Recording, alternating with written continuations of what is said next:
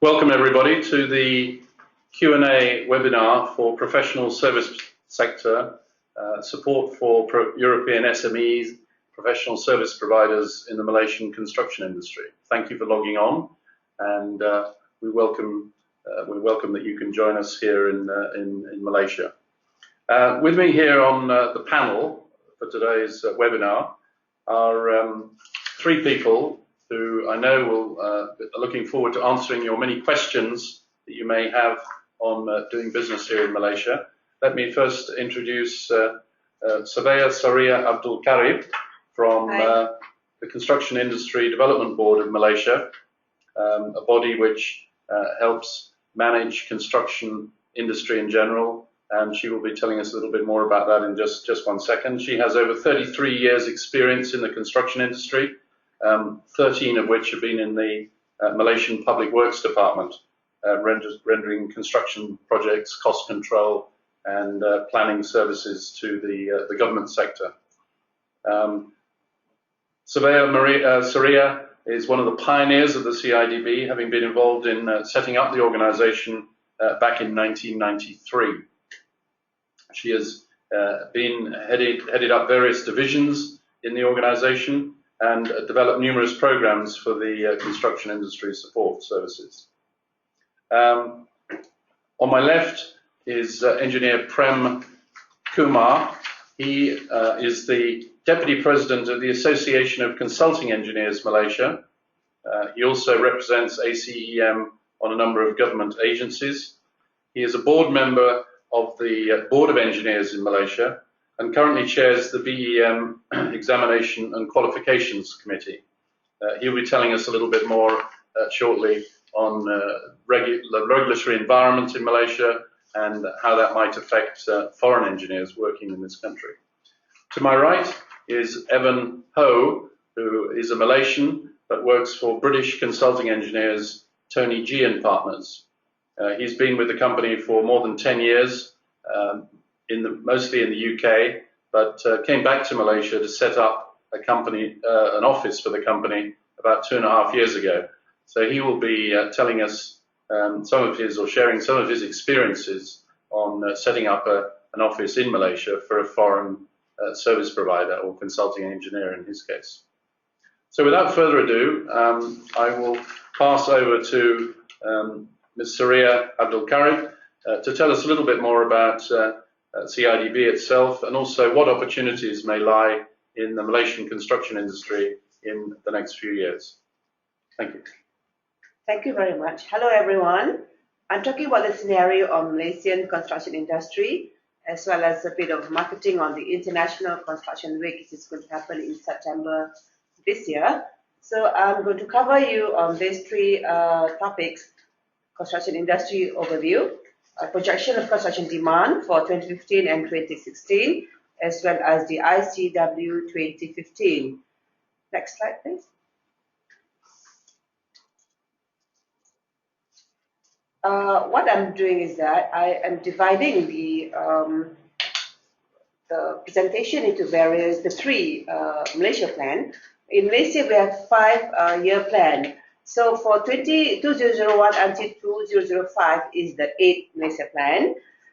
2006 to 2010 is the 9th Malaysia plan, and 2011 to 2015 is the 10th Malaysia plan. So giving in that order, you can make comparison in terms of trends, and you can see that the improvement in the construction industry. Next slide. You can see here the trend in the growth of the GDP for construction sector as compared to the overall GDP in the country.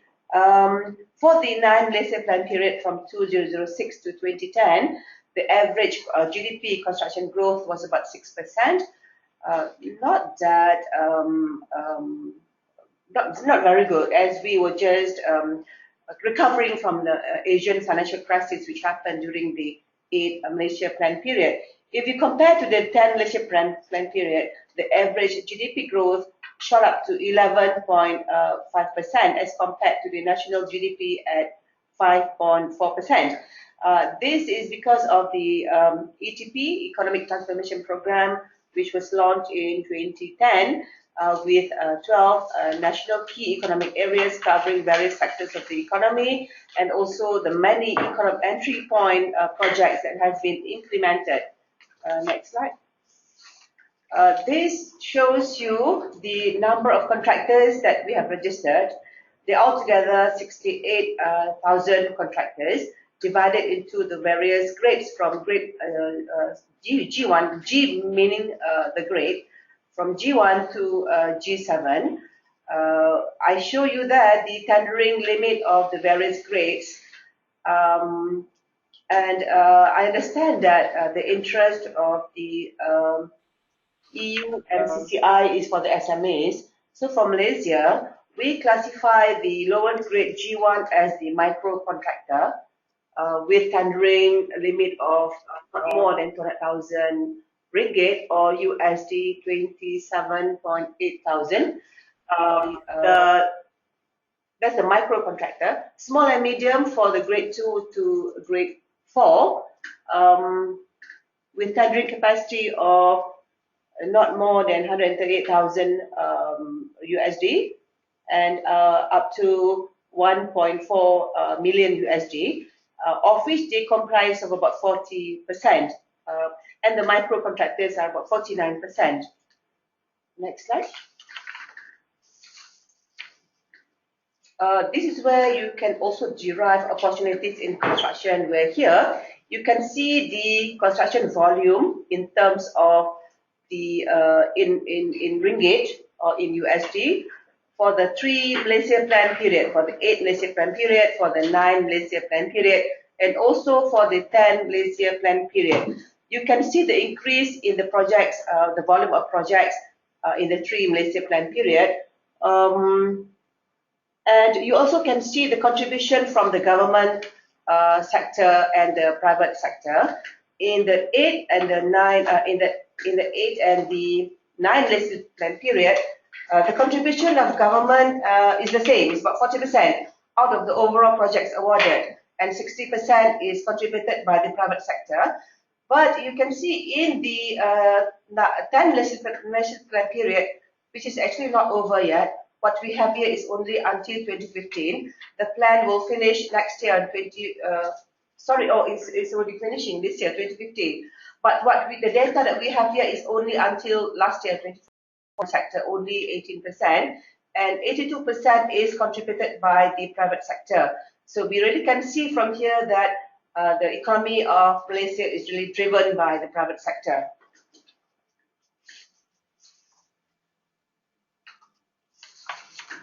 If you want to see in terms of the yearly contribution, you can refer to this slide, and you can see the uptrend of the projects awarded on a yearly basis. You can see for the 8 Malaysia plan period, the average value of projects awarded for that 5 years is only 51 billion per year. And you can see the increase from the 9 Malaysia plan period to the 10 Malaysia plan period. There's a lot of, there's a marked increase actually for the 10 Malaysia plan period. The next slide will show us the different categories of projects awarded in the country, and you can also derive the opportunities from these categories of projects awarded in Malaysia.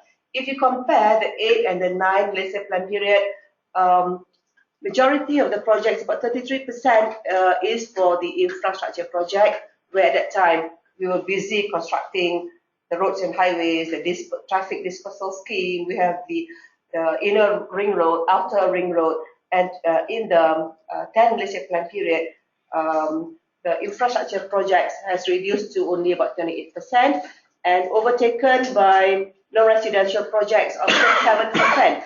Non-residential projects covering commercial projects, industrial projects, and also for office buildings. Social amenities is the least projects awarded, covering education, health building, and religious buildings. Infrastructure would cover road, power plant, and also highways.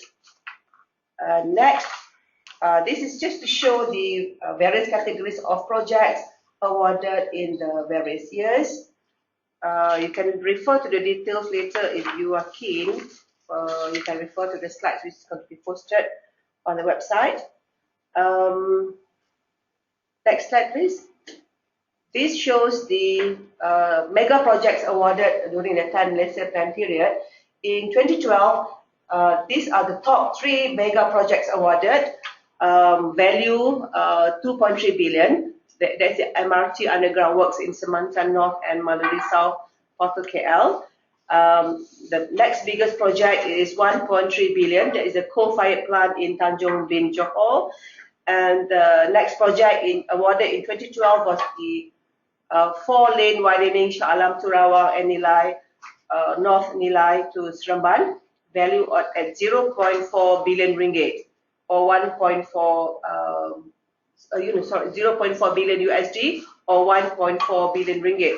In 2013, the biggest 3 projects awarded was the liquefied natural gas, the Train 9 project Bintulu, costing 1.6 billion USD. The other project is the coal-fired independent power plant in Manjung, Perak, amounting to 1.4 billion USD. Another one is the EPCC of onshore Terengganu gas terminal in Kerteh, valued at 0.6 billion USD. In 2014, the top 3 projects awarded were the West Coast Expressway, valued at USD 1.4 billion. The Refinery and Petrochemical Integrated Development 1 project, valued at 1.1 billion USD, and the Sabah Ammonia Urea project amounting to 1 billion USD. This is another interesting slide where you can see projects awarded to the various value, which we can link also to opportunities for the SMEs. If we relate back to the registration category earlier and the limits of tendering, what you can see in the brighter yellow color, those projects of value 1.4 million USD to 3 million USD, that is covering the SME contractors, and projects valued at USD 0.3 to 1.4 million USD. Those 2 value of projects amounts to 59% of the projects awarded in Malaysia.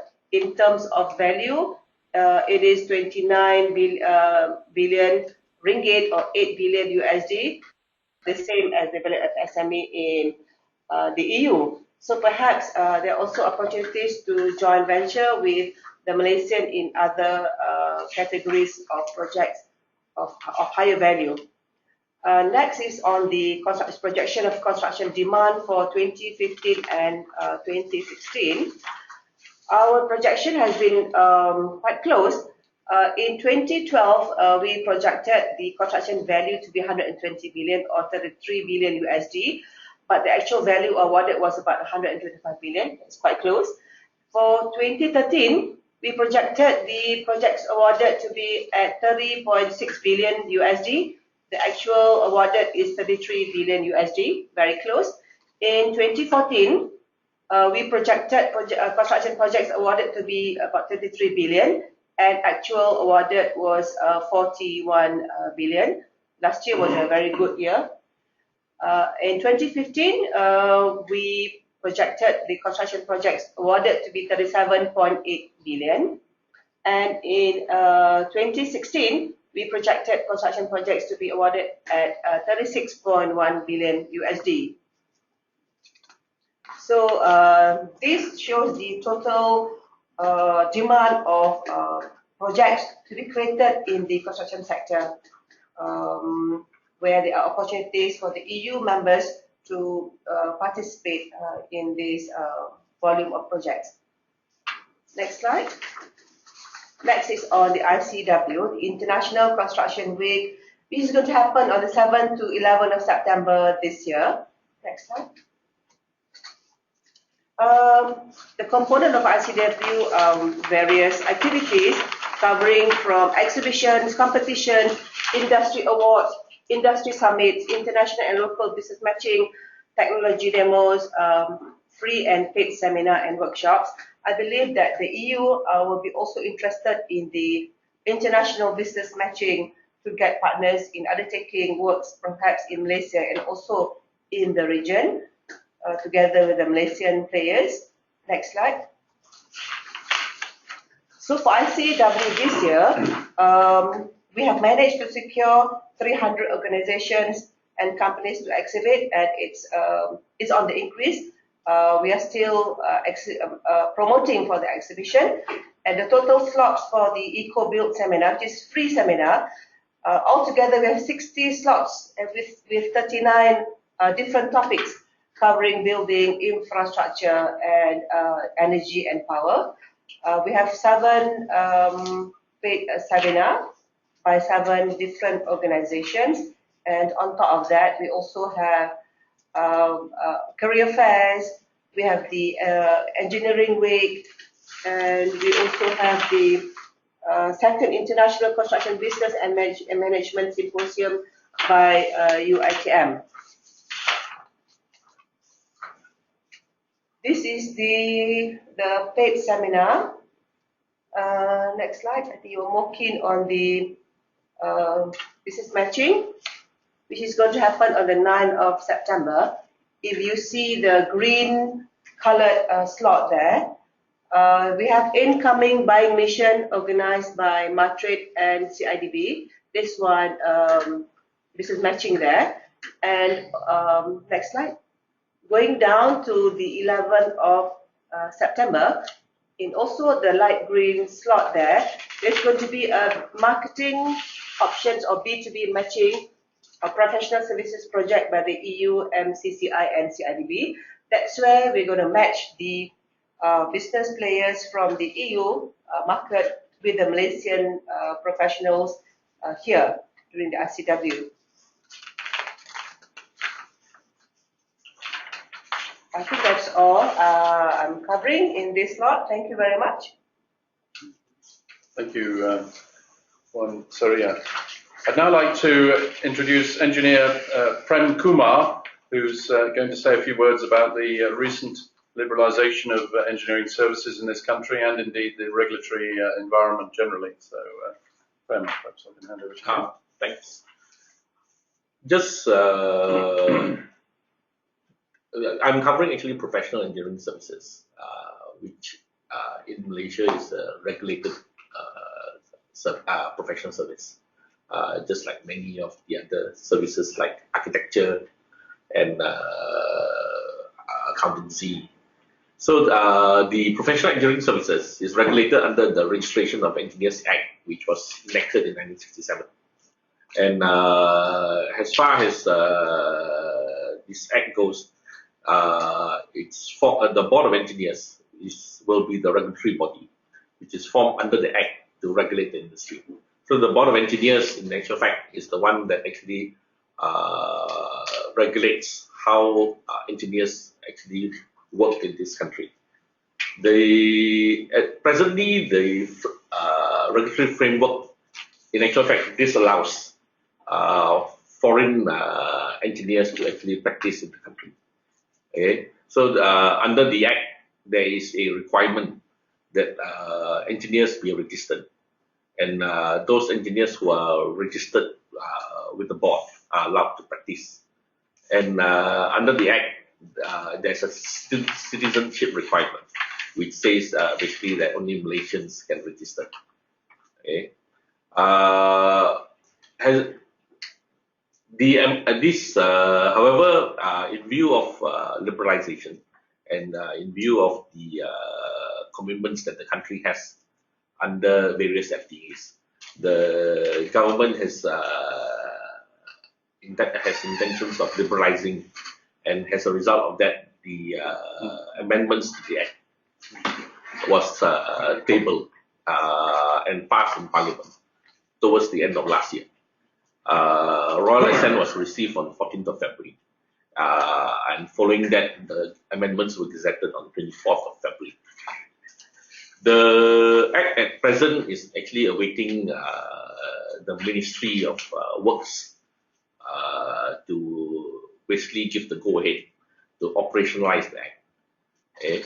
At present, although the amendments have been gazetted to allow to basically open up the sector, but until such time when the ministry actually comes up with the exact date for operationalization, it's not going to happen. At the moment, what the board is doing is they have actually looked at regulations to support the amendments to the Act. Okay.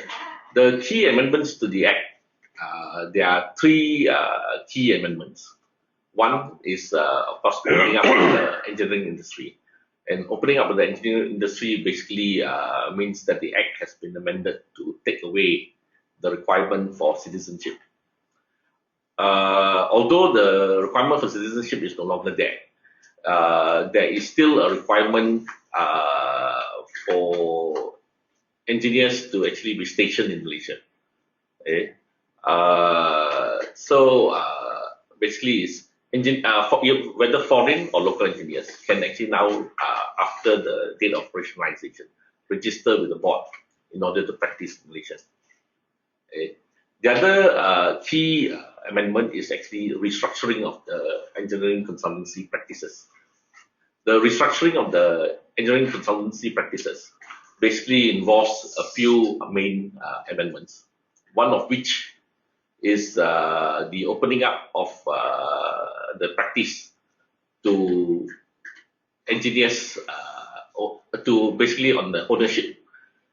So based on the new amendments, 30% of the engineering consultancy practice is now open to be owned by anybody who wants to invest in the engineering consultancy practice.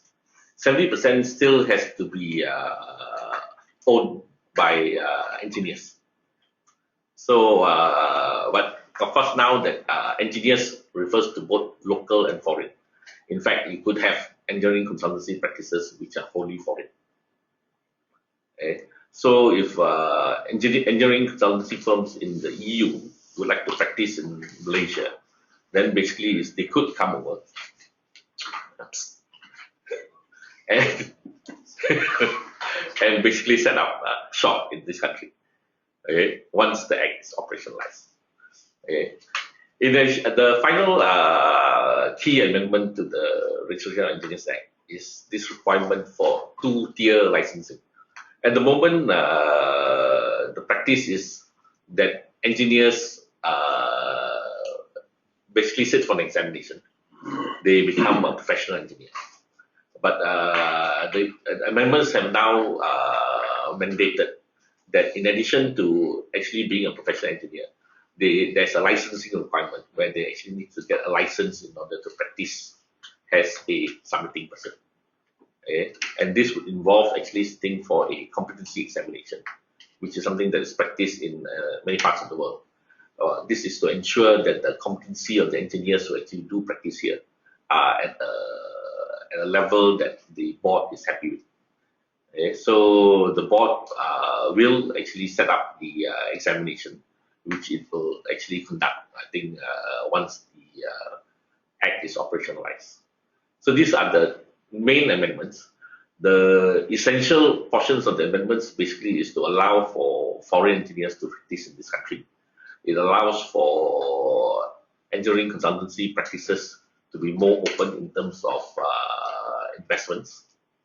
And basically is a system by which we can actually ensure competency of the engineers who actually do practice it. Okay. Those, I think, are the main key amendments to the regulatory framework that has been set up. Okay. Those, I think, are the main issues. Thank you. Unless we are open to questions.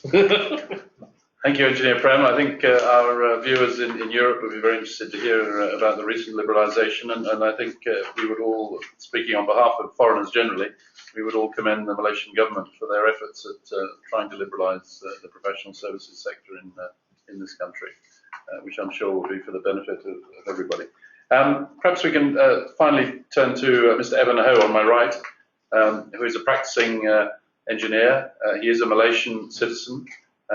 Works for a British consulting engineering practice, Tony G and Partners, who recently set up an office in Malaysia.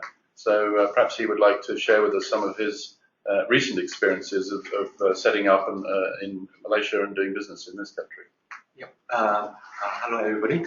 So let me introduce Tony and Partners. Again, like I say, we are a British-based company, and we specialize in civil and structural consultant services. We work predominantly for contractors, and we are privately owned, and we basically have about 400 people around the world. We have offices. Can I have the next slide? We have offices around the world. We basically have offices in Hong Kong and in Abu Dhabi, on top of all the regional offices in UK. We have been working in Malaysia for the past 15 years on various projects. And about 2 years ago, somehow the board decided to set up a branch in Malaysia. So I came back in 2013 to basically set up a office. Basically, what the board found was, Malaysia was quite a good country to set up a branch because they have a very good infrastructure, lower capital costs, and as compared to the neighboring countries such as Singapore and Philippines and Indonesia. The local engineers are generally conversant to British standards, and because they're all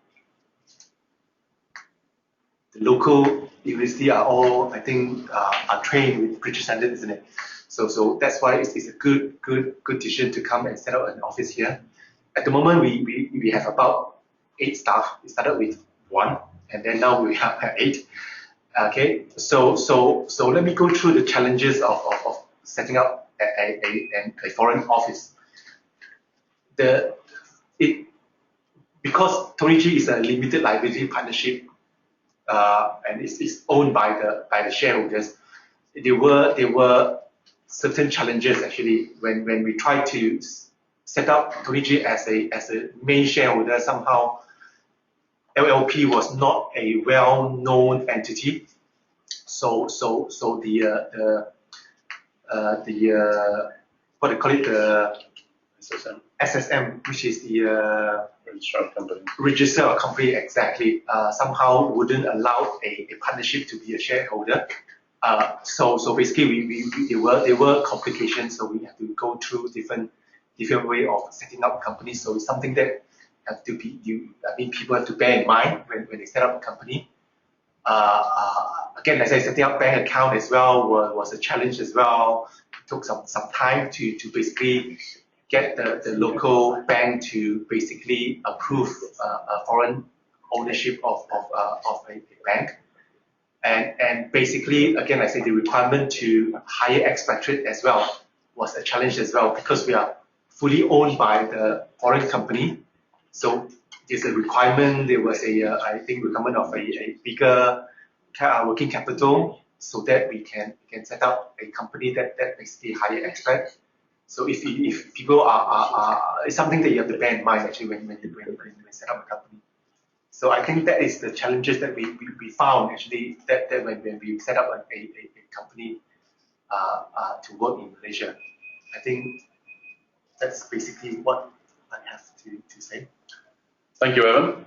I think that highlights some of the issues of setting up in Malaysia. I think it's worth saying that, I mean, whilst Evan has highlighted some of the challenges, I think it's fair to say that the company, as I understand it, has found it a very worthwhile experience setting up in Malaysia, and obviously there are plenty of opportunities here for foreign companies, consulting engineering practices. Right, I think what we'd like to do now is field a few questions, perhaps from our viewers. We've had 1 or 2 come in advance, so perhaps we can kick off with those. And I'm not sure who in the panel would be best. Maybe Prem, you'd like to answer the first question. Does the panel think that Malaysian consulting engineers would be interested to form JVs with European firms for pursuing leads elsewhere in ASEAN and potentially worldwide? Do you think there's an appetite for that amongst Malaysian consulting engineering firms? I think there would be, because one of us is ASEAN is picking up. Malaysia being the chair of ASEAN at presently, intention is to set up an ASEAN economic community. So leads actually within the ASEAN region is going to be quite interesting for consulting engineers in the country. And setting up joint ventures, something I think a lot of companies are looking at for the purpose of capacity building, and also into going into areas that are newer, so that they can build up expertise in certain areas which they may not have as much.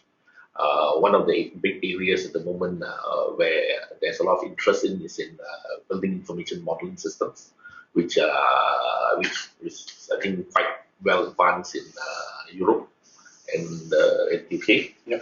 And that's probably one of the big areas where we are just starting off. And I think joint ventures for that purpose would be actually quite helpful.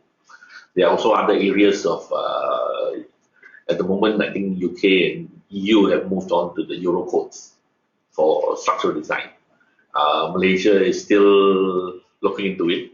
There are some areas where we have started, but again, an area where we can work together and see how we can actually learn from the expertise and experience that EU and UK-based companies would have.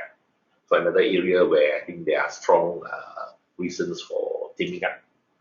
Of course, when you talk about leads in other parts of ASEAN, many of the ASEAN countries are actually coming up now.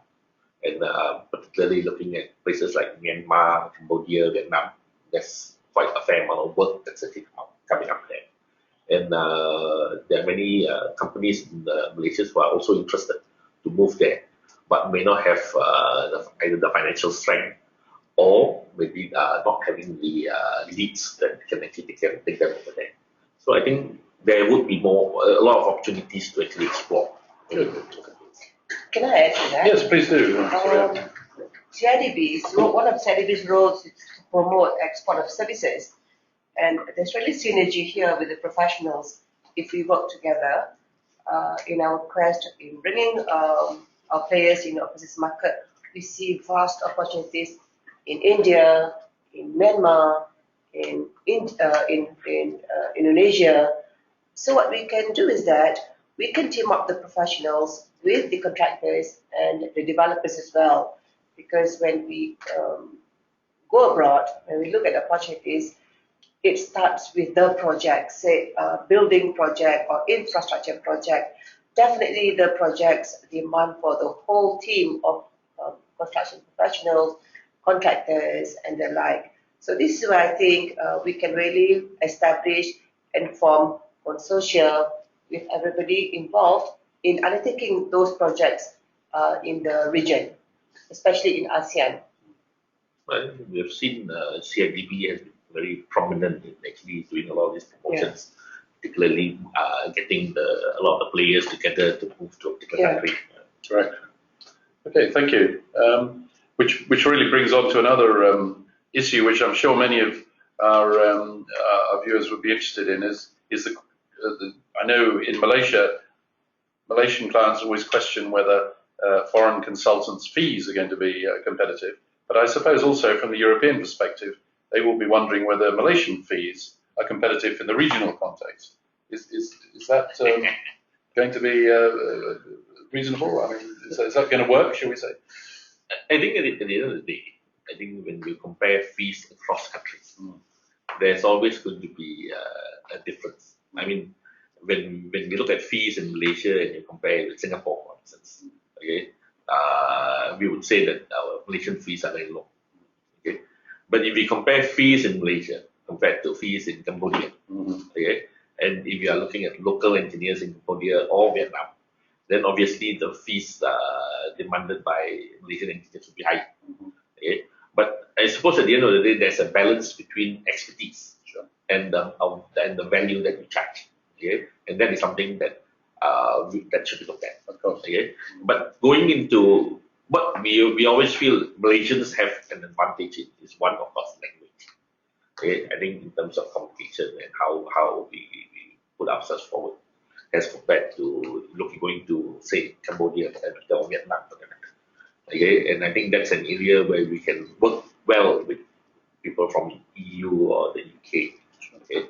Of course, the other thing is of course standards, engineering standards. To a large extent, I think Malaysia has been adopting IEC and ISO standards, and that I think has gone quite a long way to having similar standards to what is being practiced, particularly in UK, since we have always been very familiar with these standards and all that. So that's another area where it's easy to actually work together. Okay, and of course, culturally, we being in ASEAN, we are quite close to a lot of these countries and how they actually behave in a cultural scheme of things.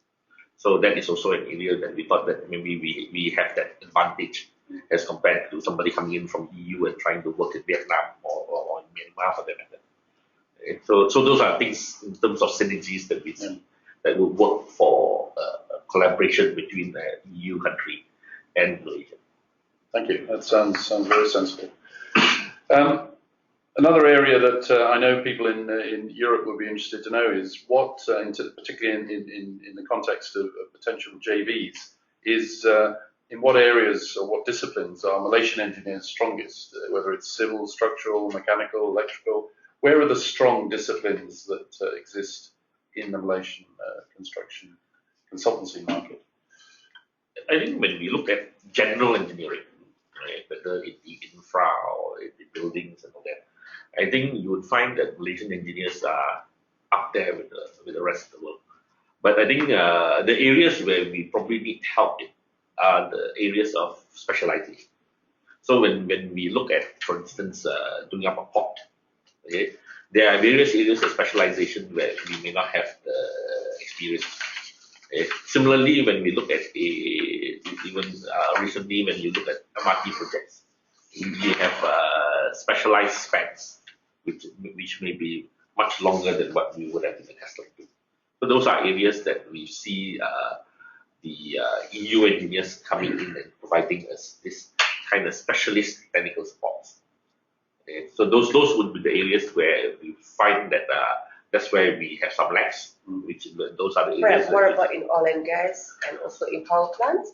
Oil and gas, yes. Oil and gas, of course, at the moment, there are quite a number of Malaysian engineers.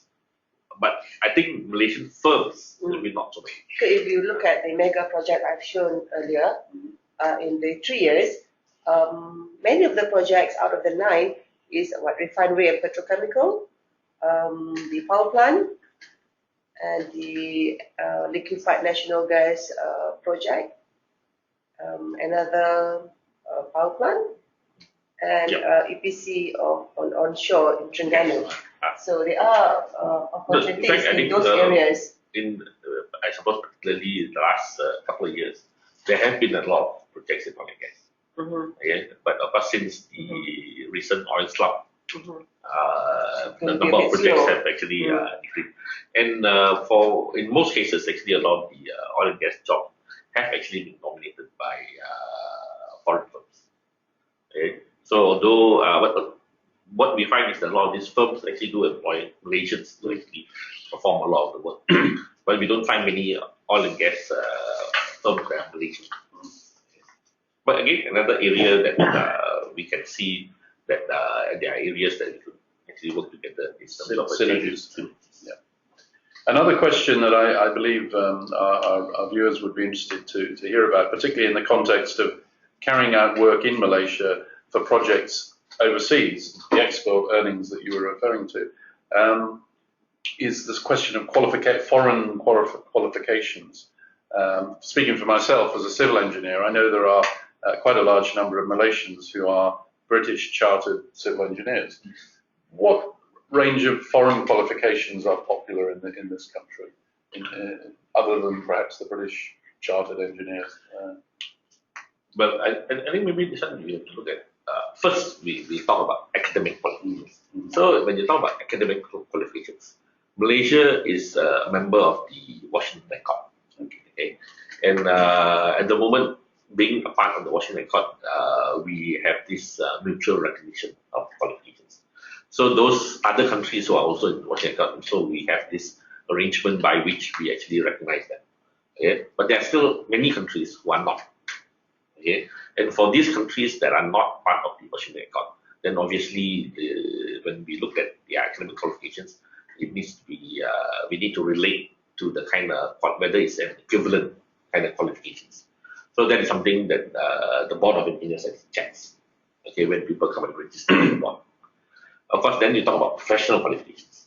Okay, so for professional qualifications, of course, at the moment, because the Act has not been, the amendments have not been operationalized.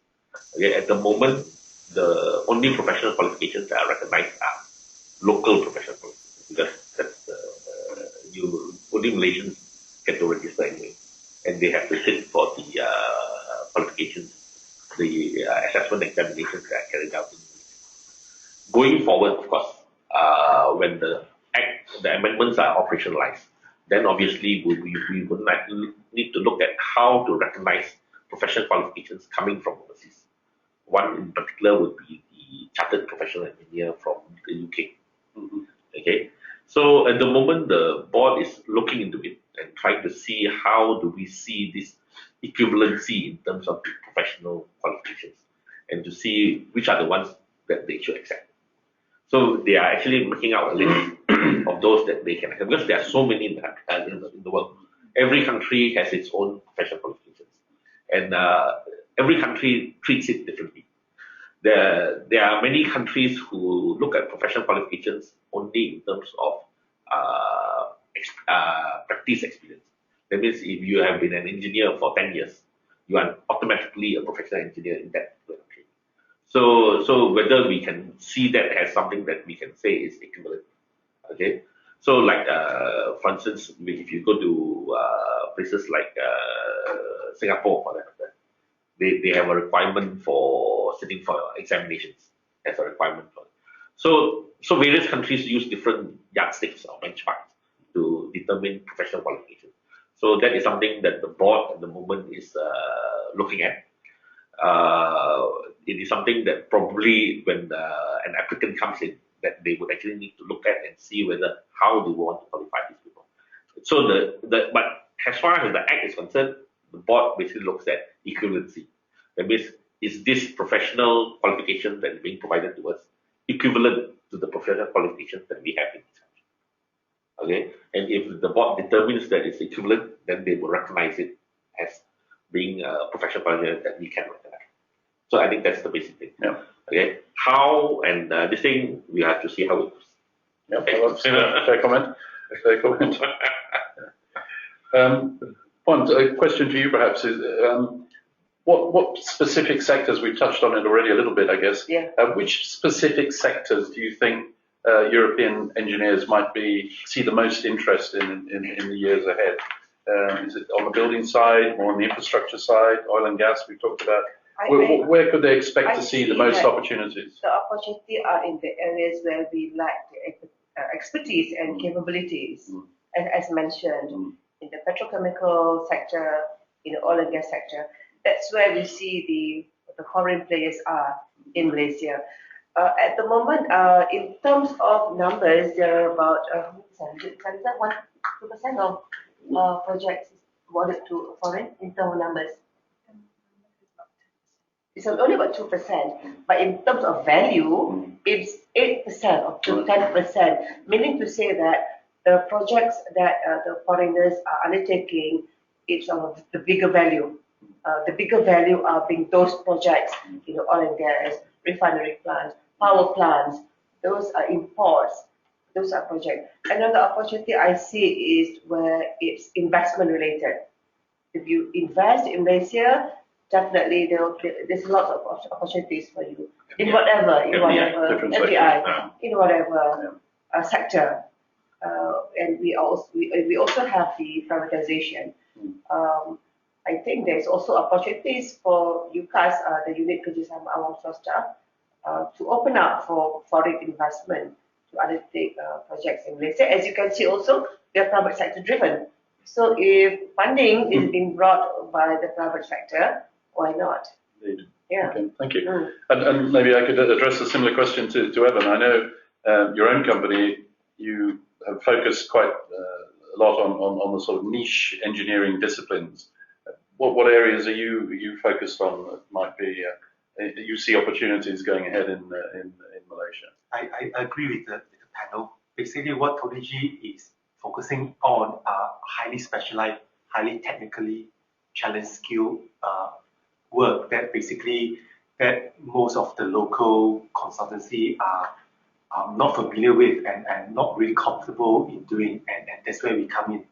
And that has always been what we have been doing in Malaysia, providing those consultancy, those advice and technical consultancy for things that are highly specialized that you have to complement most of the local consultants.